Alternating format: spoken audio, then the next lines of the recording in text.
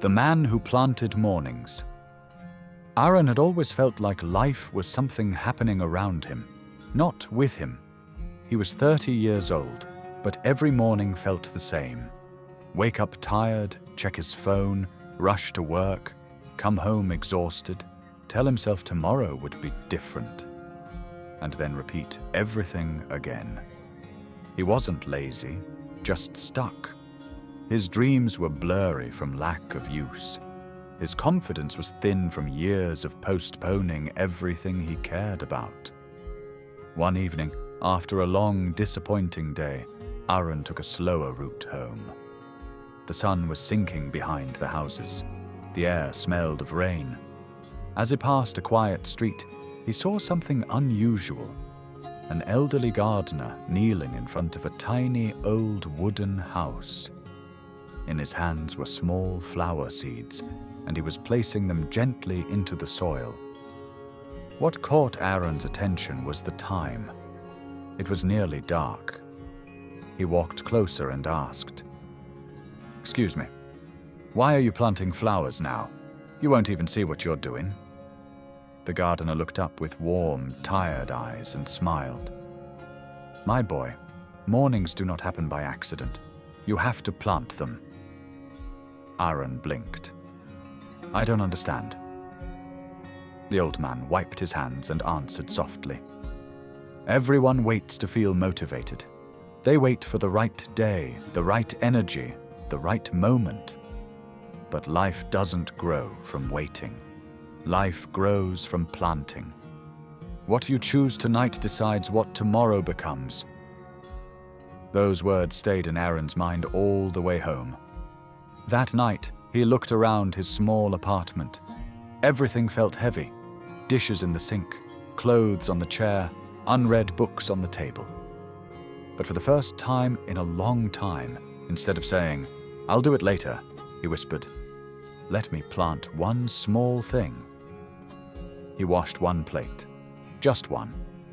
It wasn't much, but it felt like the first drop of rain after a long drought.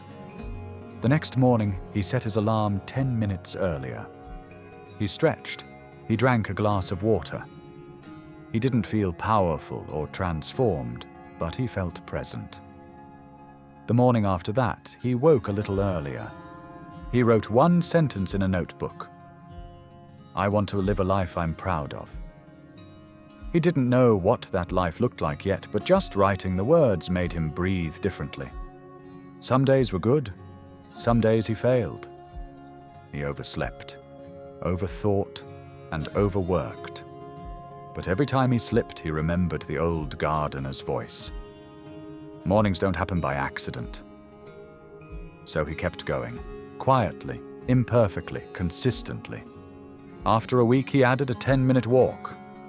After 2 weeks, he cleaned his room a little each night. After a month, he started reading 10 pages a day. The changes were small, tiny even, but something inside him was shifting. He felt lighter, more in control, more hopeful. He realized something important. The goal was not to change his life in one day. The goal was to show up. Bit by bit, Aaron's mornings became a place of peace instead of panic. His thoughts slowed, his choices sharpened, his voice inside became kinder. And when your inner voice changes, your world changes. His co-workers noticed he smiled more. His mother said he sounded calmer. He even began working on a small online course he had always wanted to start. One Sunday morning, after finishing a small workout, Aaron looked around his apartment, cleaner, brighter, more alive, and felt something he hadn't felt in years. Pride. Not because he had achieved something huge, but because he finally believed he could. Months passed. Aaron built a slow, steady rhythm. Journaling, cooking instead of ordering fast food, reading instead of scrolling, learning instead of complaining, sleeping earlier, choosing what helped him grow. He had planted so many tiny seeds that he didn't notice the forest beginning to rise inside him. One warm afternoon, Aaron decided to visit the old gardener again. He walked to the small house where everything began. This time, the garden was full of life. Bright flowers, fresh leaves, soft green vines. It looked like a painting. The gardener was trimming a rose bush when he turned and greeted Aaron with the same gentle smile. "I came to thank you," Aaron said. "You changed my life without even knowing." The gardener nodded slowly. "I didn't change your life. You did. All I did was give you a seed." Aaron told him everything: the struggles, the habits, the small victories, the slow transformation. The old man listened quietly, then pointed to the blooming flowers around them. "These flowers," he said, "did not grow because of one big act. They grew because every day, rain or shine, I returned to them. The same is true for your life. Growth is not loud. Progress is not dramatic. It is the gentle promise you keep to yourself every day." Aaron felt tears sting his eyes. The gardener placed a hand on his shoulder and added, "My boy, life will challenge you again.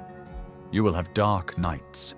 But remember this: a single seed of effort grows into a forest of strength. When everything feels heavy, keep planting. Mornings only bloom for those who tend to them." Aaron walked home slowly, watching the sky shift from gold to pink. And in that quiet moment, he realized he was no longer waiting for a better life. He was building it. And every day, when he woke up to his soft, steady morning routine, he whispered the words that changed everything. "Mornings don't happen by accident. I will plant mine.